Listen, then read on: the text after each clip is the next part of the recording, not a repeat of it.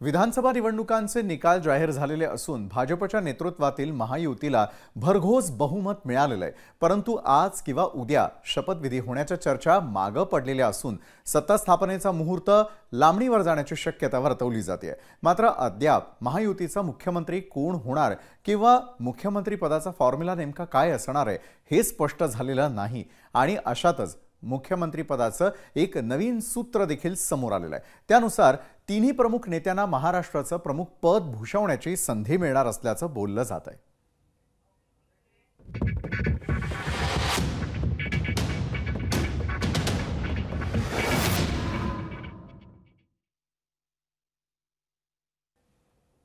महायुतीच्या बैठकीमध्ये दोन फॉर्म्युलांवरती चर्चा झाल्याची माहिती मिळते। पहिला फॉर्म्युला म्हणजे अडीच वर्ष मुख्यमंत्री पद वाटून घेण्याबाबत असल्याचं एका वृत्तवाहिनीने दिलेलं आहे। तर अडीच वर्ष फॉर्म्युलासाठी एकनाथ शिंदे यांची शिवसेना आग्रही असल्याचं बोललं जात आहे, कारण त्यानुसार केवळ भाजप आणि शिवसेना यांना मुख्यमंत्री पद वाटून दिलं जाणार आहे। याशिवाय 2-2-1 अशा दुसऱ्या फॉर्म्युल्यावरती देखील चर्चा झाल्याची माहिती आहे। त्याप्रमाणे भाजप शिवसेना प्रत्येकी 2-2 वर्ष तर अजित पवार 1 वर्ष मुख्यमंत्रीपदी विराजमान होणार आहेत। साहजिकच या मागणीसाठी अजितदादांचा गट आग्रही आहे। मात्र त्यापैकी कुठल्या फॉर्म्युल्यावरती शिक्कामोर्तब होणार की 5ही वर्ष एकालाच मुख्यमंत्री पद दिलं जाणार हे पाहणं देखील आता औत्सुक्याचं ठरणार आहे।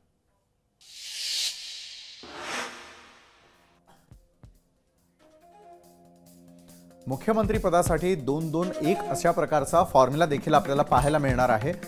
तर त्यामध्ये भाजप 2, शिवसेना 2 आणि राष्ट्रवादी 1 अशा प्रकारचा हा फॉर्म्युला असू शकतो।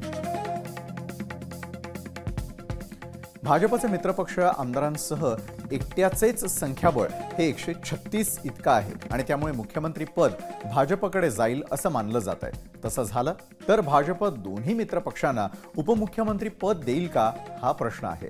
भाजपला एकट्याला बहुमतासाठी 9 आमदार कमी पडतात। असं असलं तरी देखील दोन्ही मित्रपक्षांना उपमुख्यमंत्री पद दिले जातील अशी माहिती देखील मिळते। तर एकंदरीतच पुन्हा 2 उपमुख्यमंत्री राज्याला मिळणार का? कारण मुख्यमंत्रीपदी जर देवेंद्र फडणवीस यांच्या नावावरती शिक्कामोर्तब झालं तर मात्र उपमुख्यमंत्री पद हे शिवसेनेचे एकनाथ शिंदे आणि राष्ट्रवादीचे उपमुख्यमंत्री पदासाठी अजित पवार यांच्या नावावरती शिक्कामोर्तब होऊ शकतं। म्हणजे एकंदरीत 2 त्या ठिकाणी उपमुख्यमंत्री असू शकतात।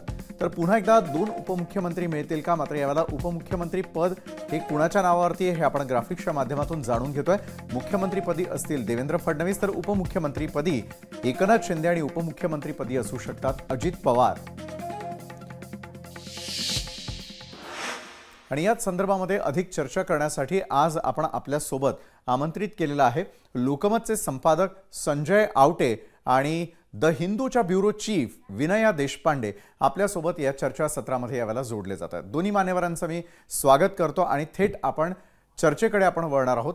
विनया देशपांडे यांच्यासाठी मला पहिला प्रश्न विचारायचा आहे। विनयाजी, एका बाजूला ज्या निकालाची उत्सुकता होती, आलेल्या निकालानंतर त्याचं सर्वत्र विश्लेषण सुरू असल्याचं पाहायला मिळतंय। मात्र सगळ्यात महत्त्वाच्या टप्प्यावरती आता चर्चा येऊन थांबलेली आहे आणि ती चर्चा कसली आहे तर थेटपणे मुख्यमंत्री पद आणि उपमुख्यमंत्री पदासंदर्भातली कुठला फॉर्म्युला असू शकतोय यावरती सध्या चर्चा सुरू आहे आणि राज्यामध्ये 2 फॉर्म्युले असल्याची देखील चर्चा आहे। विनयाजी, कसं पाहता या संपूर्ण घडामोडींकडे आणि कशा प्रकारचा फॉर्म्युला त्या ठिकाणी फिक्स होऊ शकतोय सत्ता स्थापनेच्या वेळी? याबद्दल औपचारिक चर्चा अजूनही तिन्ही पक्षांमध्ये तशी झालेली नाहीये आणि त्याची वाट आपण बघतोय। तुम्ही बघता की भाजपचं इथे खूपच ओपनली असं म्हणणं आहे की आम्हाला ज्या प्रकारच्या सीट्स मिळाल्या आहेत त्या प्रकारे आता निर्विवादपणे सिद्ध झालंय की आम्ही ह्या अलायन्स मध्ये मोठे भाऊ आहोत आणि त्यामुळे मुख्यमंत्री पदावरचा दावा यावेळेला सोडणं अवघड आहे। पण त्याच वेळेला आपण बघतोय आज दिवसभरातून ज्या प्रकारे चर्चा झाल्या, एकनाथ शिंदेंच्या पक्षाकडून वेगवेगळ्या लोकांनी येऊन आपली मतं दिली। मग नरेश म्हस्केंचं स्टेटमेंट असू दे जिथे त्यांनी म्हटलं की बिहार पॅटर्न इथे राबवला गेला पाहिजे।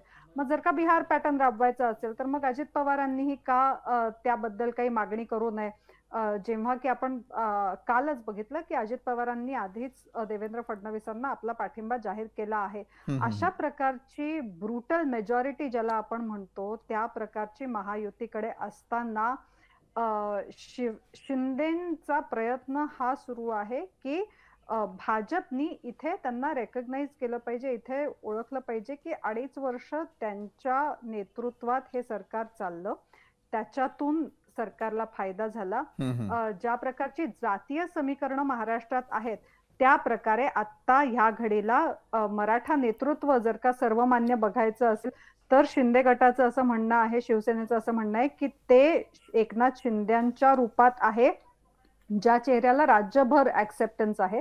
आणि त्यामुळे मराठा आरक्षणाचा मुद्दा असू देत किंवा अजून जातीय समीकरण असू देत, त्या सगळ्यामध्ये एकनाथ शिंदे हे जास्त उजवे ठरतात असं आता एकनाथ शिंदे गटाचं म्हणणं आहे. आणि म्हणून शिवसेनेचं असं म्हणणं आहे की आम्हाला जे आहे अडीच वर्ष नाही पण कमीत कमी 1 वर्ष तरी मुख्यमंत्री पद मिळालं पाहिजे आणि त्याच्या पुढे मग भाजपनी त्यांचा विचार करावा. इथे ना एकनाथ शिंदे ना भाजप ना अजित पवार कुणाचंही असं म्हणणं नाही की ते सम प्रमाणात व्हावं असा आतापर्यंत मला मिळालेला फीडबॅक आहे. पण निश्चित ही अपेक्षा आहे की मुख्यमंत्री पदाची जी खुर्ची आहे ती भाजपनी फक्त स्वतःकडे ठेवू नये. त्यांनी ह्या गोष्टीचा विचार करावा की 5 वर्ष जे सरकार चालेल त्याच्यात वेगवेगळ्या गटांना एकत्र घेऊन चालणं हा एक महत्वाचा मुद्दा असल्या कारणाने एकनाथ शिंदेंना ह्यात कन्सिडरेशन मिळावं आणि त्यांना मुख्यमंत्री पद कमीत कमी 1 वर्ष तरी मिळावं. आणि म्हणून बिहार पॅटर्नची जी चर्चा सतत सुरू आहे विशेषतः एकनाथ शिंदेच्या नेत्यांकडून ती एवढ्यासाठी आणि हेच प्रेशर बिल्डिंगचं टॅक्टिक सुरू आहे. मग तुम्ही सिद्धिविनायक मंदिरातल्या तिथली पूजा बघू शकता, दगडूशेठ हलवाई पूजा बघू शकता किंवा उद्या तुळजाभवानीच्या चरणी परत प्रार्थना होणार आहे ते बघू शकता. हे सगळं प्रेशर टॅक्टिक्सचा भाग आहे. आतापर्यंत मिळालेली माहिती अशी की जोपर्यंत ही चर्चा दिल्लीत होत नाही तोपर्यंत यावर तोडगा नाही आणि त्यामुळे महाराष्ट्रात इतक्या लवकर तरी सरकार स्थापना होणार नाही. त्याला अजून काही दिवसांचा अवधी लागेल. बरं विनयाजी, संजय आवटे यांच्याकडे जाण्याआधी पुन्हा एक प्रश्न मला तुम्हाला विचारावा असं वाटतो की अनेक गोष्टी जरी राज्यात घडत असल्या तरी देखील याचा निर्णय हा थेटपणे दिल्लीमध्ये होत असल्याचं बघायला मिळतं. मात्र दिल्लीमध्ये गेल्यानंतरही ज्या प्रकारचे फॉर्म्युले त्या ठिकाणी ठेवले जाऊ शकतात त्या फॉर्म्युल्यांना मान्यता ही दिल्ली दरबारीच मिळणार हे जितकं सत्य आहे तितक्याच प्रकारे राज्याला एक स्थिर सरकार प्राप्त व्हावं अशी जनतेच्या देखील मनातली एक मोठी इच्छा होती. मात्र या सर्व घडामोडींच्या पार्श्वभूमीवरती इतक्या मोठ्या प्रमाणात आपल्याला विजय मिळेल याचा साधा कुठलाही आराखडा न बांधलेला असताना ज्या प्रकारे जास्तीत जास्त जागा या भाजपला मिळवता आल्या किंवा महायुतीला देखील मिळवता आलेल्या त्यामागे 2-4 महत्त्वाची कारणं होती. त्यातलं पहिलं महत्त्वाचं कारण ती म्हणजे लाडकी बहीण योजना, दुसरं म्हणजे सोयाबीन आणि कापूस या शेतीविषयक असलेल्या समस्या, पीक विमा देखील वेळेवरती देण्याचा प्रयत्न करण्यात आला जो थेट सर्वसामान्य शेतकऱ्यांच्या खात्यामध्ये गेला. त्यामुळे कुठेतरी विश्वासार्हता बिल्ट झाली आणि म्हणून मग महाविकास आघाडीला पराभवाचा सामना करत महायुतीला मोठं यश मिळालं असं आपण म्हणू शकतो का? नाही विशाल, या बाबतीत मला असं तुम्हाला सांगायचंय की एक खूप महत्वाचं ऑब्झर्वेशन आणि एक खूप महत्वाचा स्टडी हा आज लोकनीती CSDS यांच्या माध्यमातून आलेला आहे आणि त्यांनी राज्यभरातल्या या निवडणुकीचं विश्लेषण करत असं सांगितलंय की जरी का महिलांचं वोटिंग यावेळेला वाढलं असलं, जरी का तो टक्का वाढला असला आणि जरी माझी लाडकी बहीण याविषयी राज्यभर चर्चा असली तरीही तो गेम चेंजर ठरला नाही. त्याचा भाग आहे का महायुतीला विजय मिळवून देण्यात? तर निश्चित आहे. पण तो निर्णायक ठरला का? तर तो निर्णायक ठरला नाही. दुसरा मुद्दा जो सगळ्यात महत्वाचा त्या स्टडीतून आलेला आहे तो असा की 2 मुद्दे सगळ्यात मोठे निर्णायक ठरले आणि हे मला जास्त इंटरेस्टिंग वाटतं कारण की लोकनीती आणि CSDSनी हा राज्यभरातल्या ज्या आकडेवारी आली त्या सगळ्याचा अभ्यास करून असं म्हटलंय की जे एक है तो सेफ है हा नरेटिव्ह चालला त्याचा फायदा महायुतीला झाला. दुसरी गोष्ट पंतप्रधान नरेंद्र मोदी यांचं नेतृत्व हा बऱ्याच लोकांसाठी निर्णायक घटक ठरला. आणि तिसरी गोष्ट, अर्धा दिवस उलटून गेल्यानंतर जे प्रयत्न करण्यात आले वेगवेगळ्या संघटनांकडून, वेगवेगळ्या लोकांकडून, की जास्तीत जास्त लोकांनी बाहेर येऊन मतदान करावं, या एका एफर्टचा, मग त्यात आपण बघतोय संजय राऊत पण म्हटले की संघाने मोठं काम केलं. भाजपनी पण त्याची कबुली दिली की RSSनी ह्याबद्दल बरंच मोठं काम केलं. त्यामुळे एकंदरीत ह्या तिन्ही गोष्टींचा फायदा महायुतीला मिळाला सगळ्यात जास्त, आणि ते निर्णायक ठरलं असं लोकनीती CSDS सांगते. म्हणजे कालपर्यंत आपल्याला जे वाटत होतं की लाडकी बहीण किंवा लाडक्या बहिणींनी निवडणूक फिरवली, तर ती फिरवली नाही. त्याचा निश्चित चांगला परिणाम महायुतीला जाणवला. पण त्याच्यामुळे महायुती जिंकली का, तर लोकनीती CSDSचं म्हणणं आहे की ते झालं नाही. आणि हा खूप मोठा आणि इंटरेस्टिंग मुद्दा मला वाटतो. बरोबर आहे. अतिशय महत्त्वाच्या मुद्द्याला तुम्ही त्या ठिकाणी एक्सप्लेन केलेलं आहे. आपल्या महाराष्ट्रातल्या जनतेलाही कळलेलं असेल की काय नेमकं घडतंय, कारण आपण जर तरवरती आजपर्यंत बोलत होतो. प्रॅक्टिकल परिस्थिती वेगळी आहे आणि त्यानंतर आता सत्यामध्ये ही सत्ता ज्यावेळेला स्थापित होईल त्यावेळेलाच हा फॉर्म्युला निश्चित केला जाईल आणि त्यानंतर आपल्याला पुन्हा एकदा बोलायचंच आहे. तुर्तास केलेल्या विश्लेषणासाठी धन्यवाद. सध्याच्या विधानसभेची मुदत ही 26 तारखेला संपत असली तरी देखील नव्या सरकारचा शपथविधी हा त्या आधीच होणं बंधनकारक नसल्याचं कायदेतज्ञांचं म्हणणं आहे. महाधिवक्त्यांचीही राज्यपालांसोबत या विषयावरती बैठक झाली. यापूर्वी देखील निकालाच्या 10 ते 15 दिवसांनंतर शपथविधी आणि सत्ता स्थापना झालेली आहे. विधानसभेची मुदत संपण्यापूर्वी नवीन सत्ता स्थापना न झाल्यास राष्ट्रपती राजवट लागण्याची धारणा ही चुकीची असल्याची माहिती आहे. महायुतीला पूर्ण बहुमत मिळाल्यामुळे कुठलीही धाकधूक नाही. मुख्यमंत्रीपदाचा चेहरा निवडण्यासाठी भाजपच्या संसदीय बोर्डाची बैठक होणंही आवश्यक आहे आणि त्यानंतर केंद्रीय नेतृत्वासोबत अजित पवार, देवेंद्र फडणवीस, एकनाथ शिंदे यांची दिल्लीमध्ये संयुक्त बैठक होईल आणि या बैठकीत पुढील निर्णय होणार आहे. दरम्यान मंत्रिमंडळाचे काही संभाव्य फॉर्म्युले समोर येतात. त्यातील एका फॉर्म्युल्यावरती आधी एक नजर टाकूया. तर हा फॉर्म्युला कुठला असू शकतो? मंत्रिमंडळाचा संभाव्य फॉर्म्युलामध्ये एक दिसतंय की 12, 12 आणि 10. तर काय नेमकं की एकंदरीतच भाजप जे आहे त्याला त्या ठिकाणी 21, शिवसेनेला 12 आणि 10 जागा ज्या त्या अजितदादांना मिळण्याची शक्यता. त्यामुळे संभाव्य फॉर्म्युल्यामध्ये ही आकडेवारी महत्त्वाची. 21, 12 आणि 10 मंत्रिमंडळाचा संभाव्य फॉर्म्युला आपण यावेळेला ग्राफिक्सच्या माध्यमातून पाहतो आहोत. त्यानंतर पुन्हा एकदा आपण महायुतीमधील एकाच पक्षाचे किंवा 3 पक्षांचे मिळून एकेका जिल्ह्यामध्ये इतके दिग्गज आमदार निवडून आलेले आहेत की त्या जिल्ह्याला मंत्रिपदाची संधी देताना निवड कुणाची करायची हा प्रश्न महायुतीच्या तिन्ही नेत्यांसमोर असेल आणि त्यामुळे मंत्रिपदावरून प्रचंड घमासान होण्याची देखील शक्यता आहे. संख्याबळानुसार मंत्रिपद 3 पक्षांमध्ये वाटली जावीत यासाठी भाजप आग्रही असेल असं खात्रीलायक सूत्रांनी सांगितलंय. 5-7 टर्मचे 2-2 आमदार एकाच जिल्ह्यामधून निवडून आल्याचीही काही उदाहरणं दिसून येतात. भाजपचे ज्येष्ठ आमदार आहेत अशा जिल्ह्यामध्ये शिंदे सेना व अजित पवार गटाचे तगडे आमदार मंत्रिपदासाठी बाशिंग बांधून बसलेले आहेत आणि त्यामुळे त्यांच्यापैकी शपथ कुणाला द्यायची याचा पेच कायम आहे. मुख्यमंत्र्यांसह मंत्र्यांची एकूण संख्या ही 43 पेक्षा अधिक नसते आणि त्यामुळे मुख्यमंत्र्यांव्यतिरिक्त एकूण 42 मंत्री असतील. दरम्यान मंत्रिमंडळाचा आणखी एक संभाव्य फॉर्म्युला आणि आधीच्या मंत्रिमंडळाबद्दलची अगदी थोडक्यात आपण आता माहिती करून घेणार आहोत. तर ही माहिती नेमकी काय आहे त्यावरती आपण एक नजर टाकूयात. ग्राफिक्सच्या माध्यमातून ते समजावून घेऊयात. संभाव्य मंत्रिमंडळाची शक्यता आहे भाजपला 25, शिंदे सेनेला 10, अजित पवार गटाला 8 मंत्रिपद मिळण्याची शक्यता या फॉर्म्युल्यानुसार वर्तवली जाते. शिंदे सरकारमध्ये 29 मंत्र्यांना कॅबिनेट पद यापूर्वी देण्यात आलेली होती. भाजपला 10, शिवसेनेला 10 तर राष्ट्रवादीला 9 मंत्रिपद होती. तर यंदाही 3 पक्ष पुन्हा एकदा सत्तेत आहेत. समान मंत्रिपद दिल्यास प्रत्येकी 14 मंत्रिपद देता येणं शक्य आहे. तर संभाव्य मंत्रिमंडळ कशा प्रकारचं असू शकतं या संदर्भामध्ये आपण चर्चा केलेली आहे. तर यावेळेला आपण अधिक चर्चा करता आहोत लोकमतचे संपादक संजय आवटे सर यांच्याबरोबर. संजय सर, आपण पाहिलं की 2-3 प्रकारचे वेगवेगळे फॉर्म्युले दिले जाण्याची शक्यता आहे.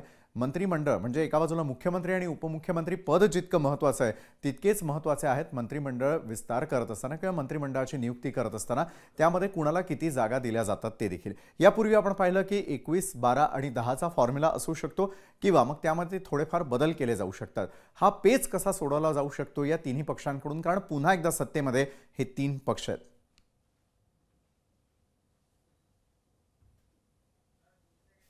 विशाल, मला असं वाटतं की मुळामध्ये आता सगळ्यात महत्त्वाचा मुद्दा मुख्यमंत्री कोण हा आहे. तर मला असं दिसतंय की मुख्यमंत्री आणि 2 उपमुख्यमंत्री ही रचना तर कायम असणार आहे. बरं. आणि मंत्रिमंडळामध्ये एकूण किती कोणाला किती मंत्रिपद हा मुद्दा असेल. मला स्वतःला असं वाटतं की ज्याप्रमाणे अनेकांनी उल्लेख केलेला आहे की मुळामध्ये महायुतीमध्ये भाजप हा मोठा भाऊ आहे आणि तो मागच्या वेळी होता, पण तेव्हाची सगळी परिस्थिती वेगळी होती. आता मात्र अनेक गोष्टी वेगळ्या आहेत, त्यामुळे भाजपकडे मुख्यमंत्रीपद येईल. आणि केवळ भाजपकडे येणार नाही, त्याच्यामध्ये 2-3 गोष्टी आहेत. पहिला मुद्दा असा आहे की मुळामध्ये आपण असं बघितलेलं आहे की एकतर भाजपच्या केडरचं असं म्हणणं आहे की मुख्यमंत्रीपद आपल्याकडे नसल्यामुळे आमचं एकूणच खच्चीकरण झालेलं आहे, त्यामुळे आता आपण मुख्यमंत्रीपद घेतलं पाहिजे. दुसरं असं सगळ्यात महत्त्वाचं की 2025 हे साल RSS साठी फार महत्त्वाचं आहे. राष्ट्रीय स्वयंसेवक संघ त्यांची शताब्दी साजरी करतो आहे.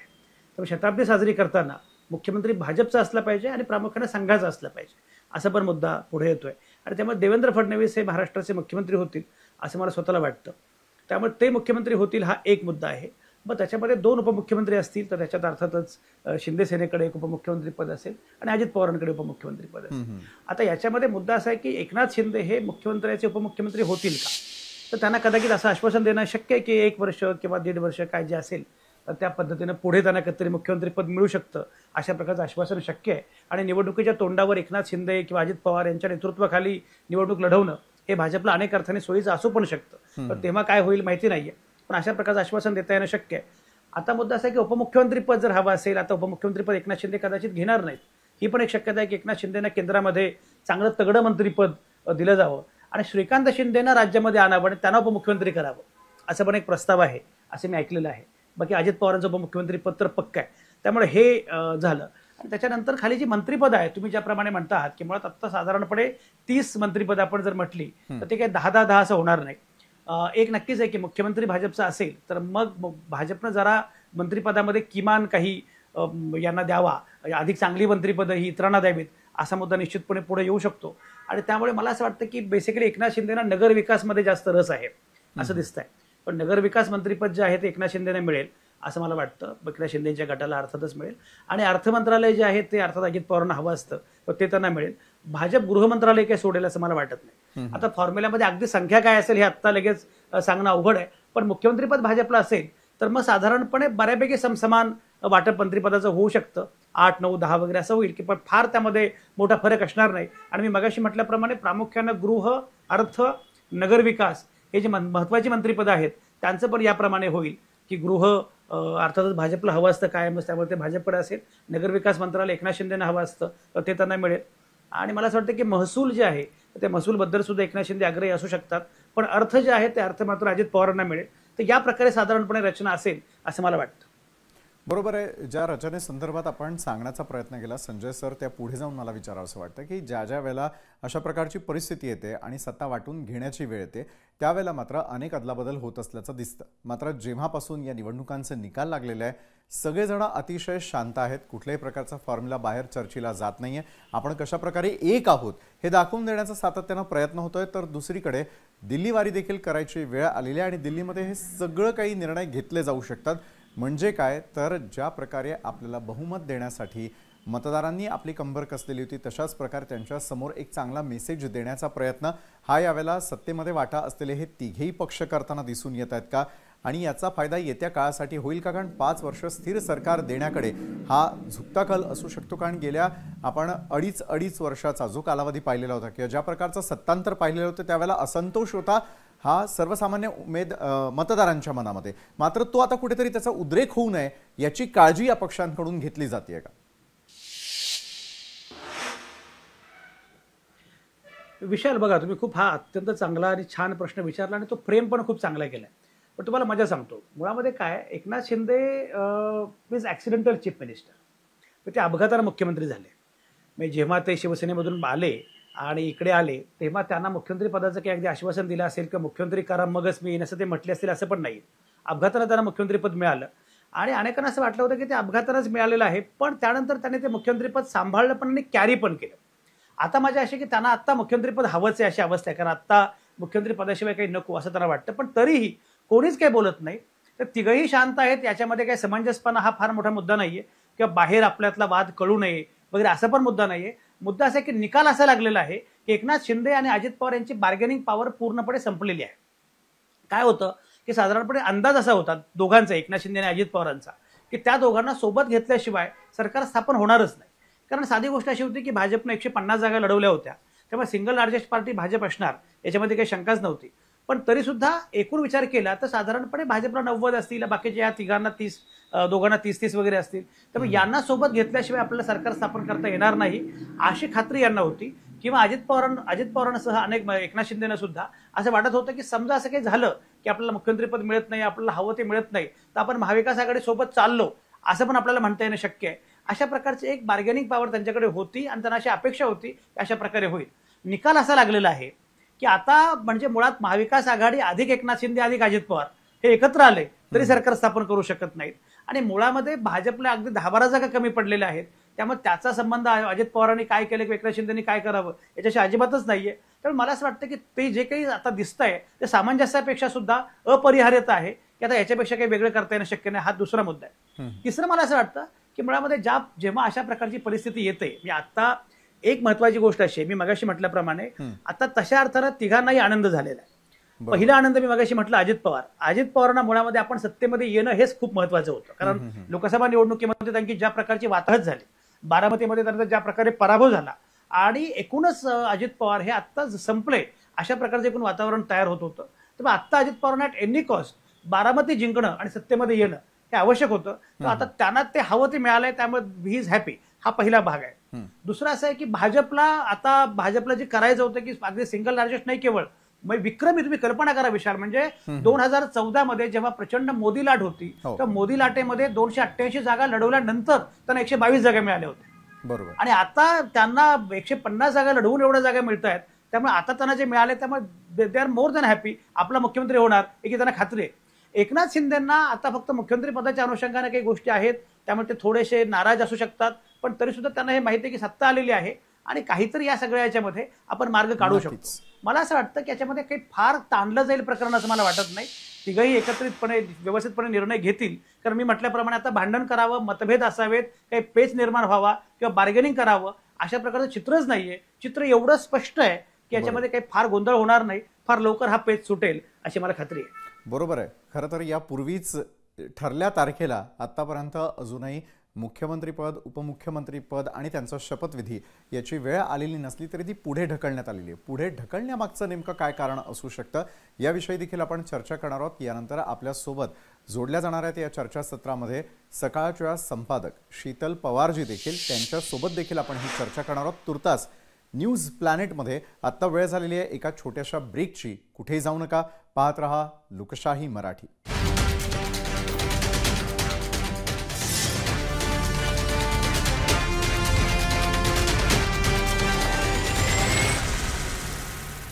ब्रेकनंतर न्यूज प्लॅनेटमध्ये आपल्या सगळ्यांचं पुन्हा एकदा स्वागत. यंदाची निवडणूक 2019च्या किंवा त्या आधीच्या निवडणुकीच्या तुलनेमध्ये अनेक अंगांनी वेगळी होती.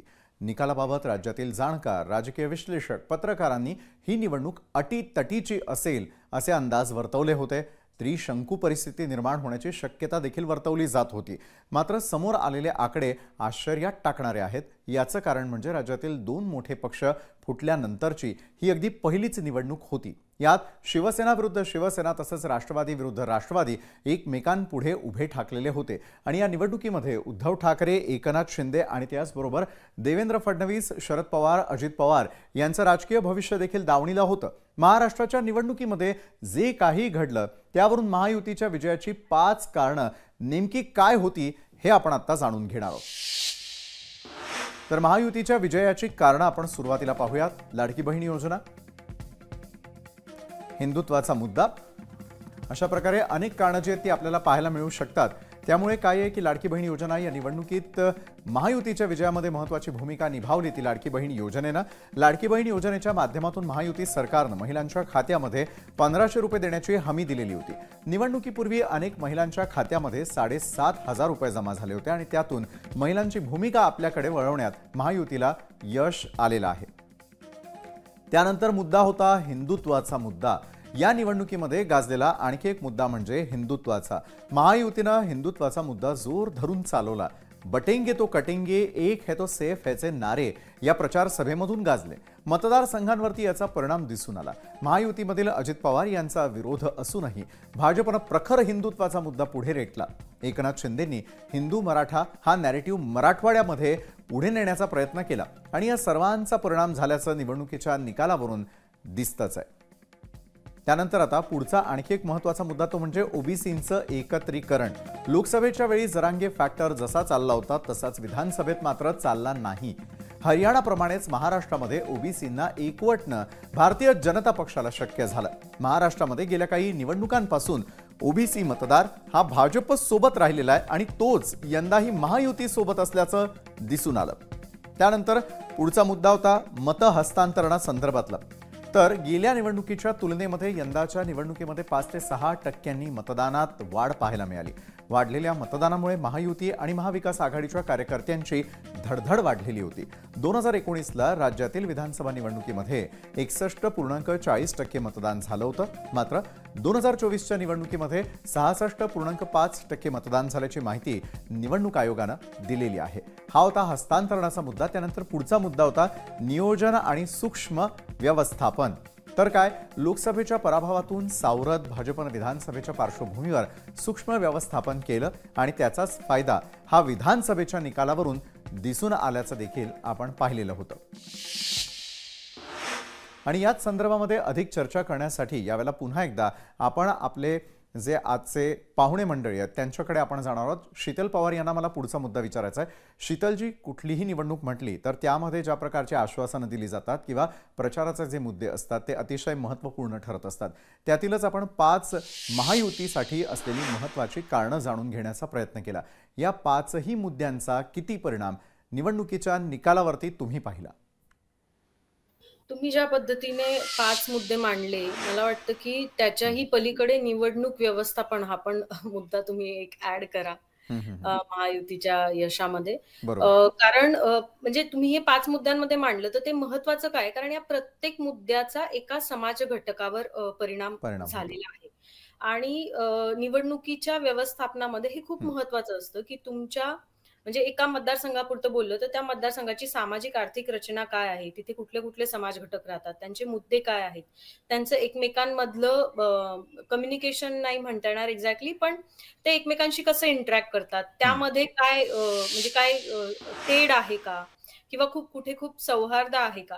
तर हे सगळं आयडेंटिफाय करून ह्या प्रत्येक घटकाची गरज पूर्ण करण्याचा प्रयत्न महायुतीकडनं केला गेला. त्याचं उदाहरण जसं तुम्ही लाडकी बहिणीचं उदाहरण दिलं की समाजातल्या एका आर्थिक गटातल्या महिलांना थेट लाभ देण्याचा प्रयत्न या सरकारने केला आणि आता सगळेच असं लार्जली क्लेम करतायत की त्यामुळे ते मॅन्डेट एकतर्फी फिरलं.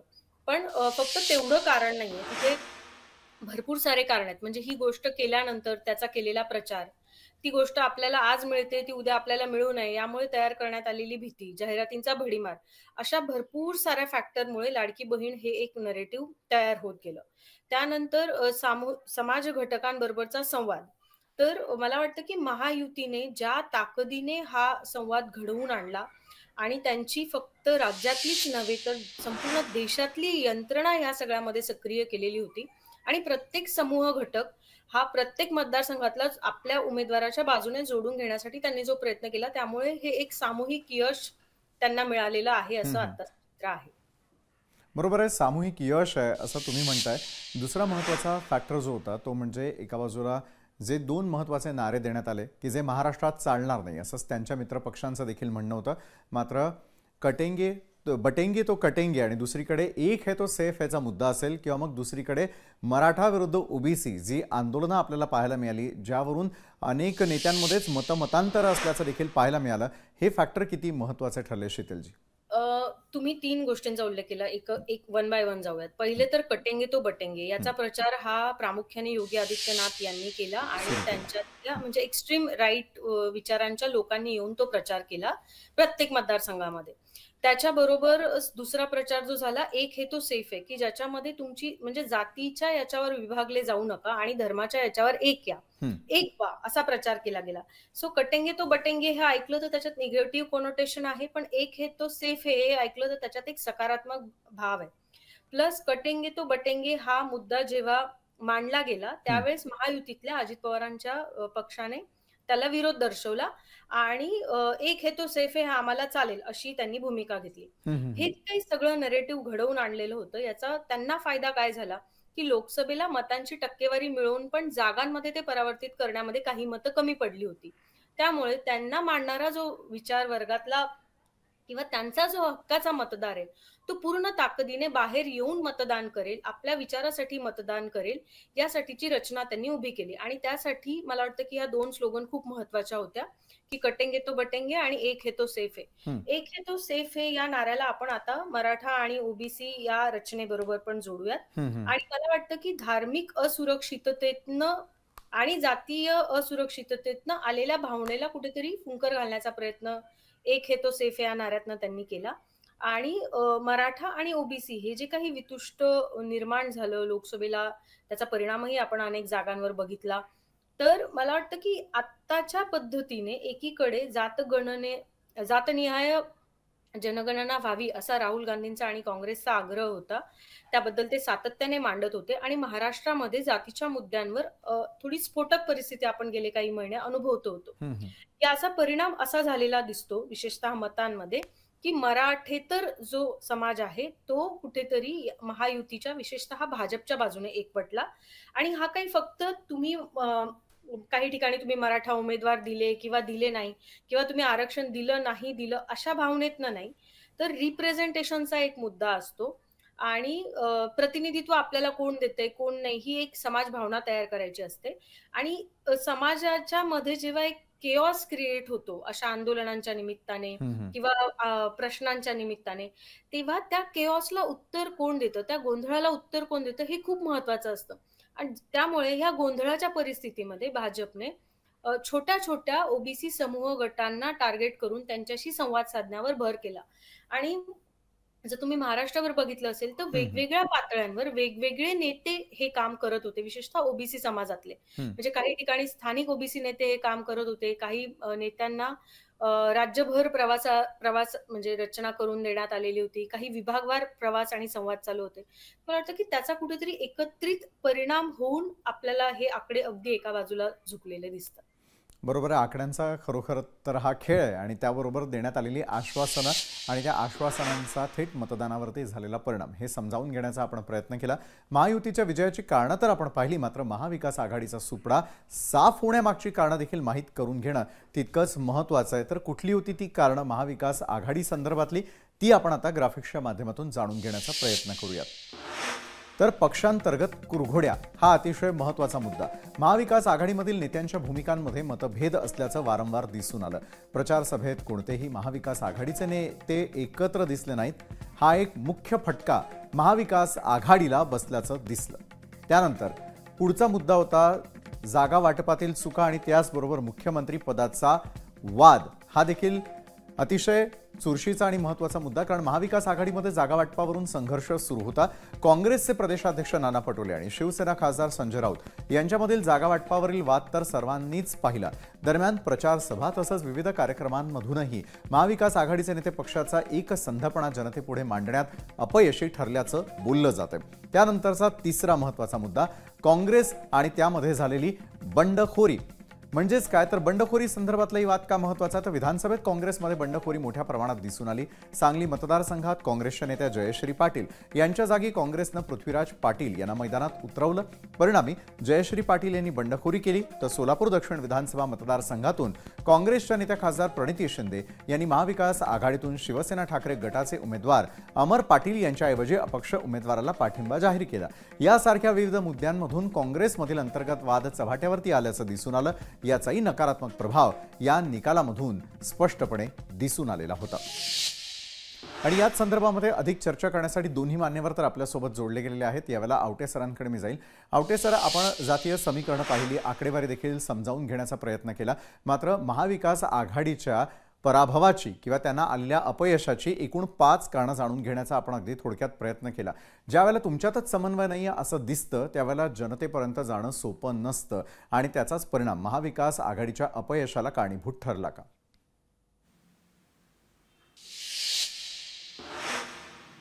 विशाल, मी याचं उत्तर देतोच, पण मगाशी शीतल जे बोलत होत्या ते फार महत्वाचं आहे. म्हणजे मुळामध्ये एक लक्षात घ्या की एकाच वेळी जातीय ध्रुवीकरण वाढावं आणि त्याच वेळी बटेंगे तो कटेंगे किंवा एक आहे तो सेफ आहे असं धार्मिक आवाहनाला प्रतिसाद मिळावा, हे म्हटलं तर आंतरविरोधपूर्ण आहे.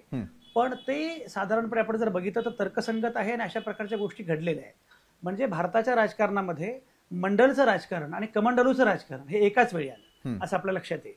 म्हणजे मंडलच्या राजकारणामध्ये ज्या पद्धतीनं पूर्णपणे जातीय विखार वाढला होता, जातीय सगळा संघर्ष उफाळून आला होता, तर जातीय संघर्ष उफाळून एकीकडे आला होता आणि त्याच वेळी धार्मिक पायावर सगळ्या लोकांना एकवटण्याचं राजकारण सुरू होतं. तर मला असं वाटतं की जातीय ध्रुवीकरण जेव्हा सुरू होतं तेव्हा धार्मिक, म्हणजे मी नेहमी असं म्हणत असतो की जेव्हा जातीय ताण वाढतो तेव्हा तोडगा धार्मिक पायावर निघतो आणि म्हणून जातीय ताण वाढणं हे धार्मिक राजकारण करणाऱ्या पक्षाला किंवा संघटनेला फार सोयीचं असतं. तर हा फक्त एक मुद्दा नोंदवला. आता महाविकास आघाडीचं जे झालं, मी तुम्हाला विशाल सांगतो, मी एका वाक्यात असं सांगितलं होतं की महाविकास आघाडीला अपयशाला का तोंड द्यावं लागेल. ते वाक्य असं आहे की लोकसभेला लोकांनी हातात घेतलेली निवडणूक विधानसभेला महाविकास आघाडीच्या नेत्यांनी स्वतःच्या हातात घेतली, हे साधं कारण आहे. म्हणजे लोकसभा निवडणुकीमध्ये चित्र पूर्णपणे असं होतं की लोकांनी निवडणूक आपल्या हातामध्ये घेतली होती. नांदेडमध्ये वसंत चव्हाण हे आजारी आहे, डायलिसिस त्यांचं सुरू आहे वगैरे, काही लोकांना संबंध नाही, तरी ते निवडून आले. सगळीकडे अशा प्रकारच्या गोष्टी होत्या. पण विधानसभेला मात्र या नेत्यांनी आपल्या हातामध्ये निवडणूक घेतली. तुम्ही जो मगाशी उल्लेख केला की यांच्यामध्ये गोंधळ सगळा होता, जागा वाटपाचा गोंधळ होता.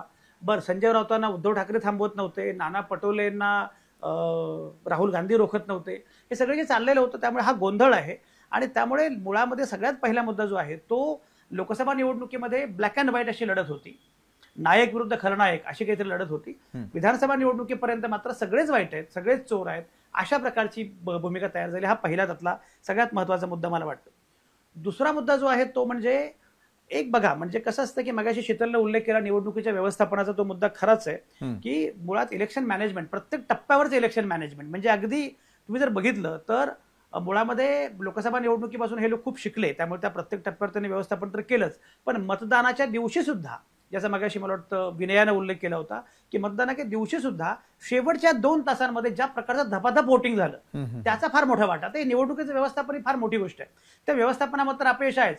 काय झालं, म्हणजे लोकसभा निवडणुकीमध्ये सर्वाधिक क्राऊड पुलर नेता कोण होते, तर उद्धव ठाकरे होते, आणि सर्वात कमी जागा कोणाला मिळाल्या, उद्धव ठाकरेंना मिळाल्या. याचं कारण काय आहे की मुळामध्ये त्या जनरेटरचं रूपांतर मतांमध्ये करण्यासाठी काही गणितं करावी लागतात, काही कॅल्क्युलेशन्स करावी लागतात. ही कॅल्क्युलेशन्स उद्धव ठाकरेंना करता आली नाहीत, म्हणून त्यांनी अनेक ठिकाणी, म्हणजे सांगोला असेल, सोलापूर असेल, ज्या प्रकारची उमेदवारी दिल्या. तर हा एक भाग आहे की जनरेटरसोबत गणितं पण करावी लागतात.